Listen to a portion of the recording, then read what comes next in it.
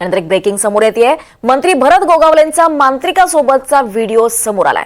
राष्ट्रवादी प्रवक्ते सूरज चव्हाणांकडून हा video post करण्यात आलाय। याआधी वसंत मोरेंकडून या अघोरी पूजेचा आरोप करण्यात आला होता।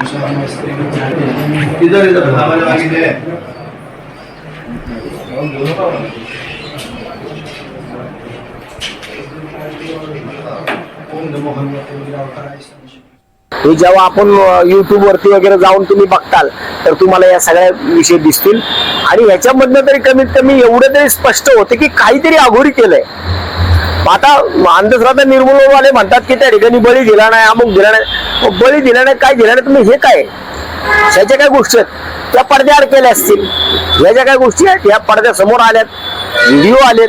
एवढं सगळं येऊन सुद्धा जर अंधश्रद्धा निर्मूलनवाले म्हणत असतील की हे काय नाही, हे कर्मकांड आहे, ही घरातली पूजा आहे, यश प्राप्ती करण्यासाठी अशा पूजा घातल्या जातात, हे मला वाटतं पुरोगामी महाराष्ट्रामध्ये असं दिसतंय।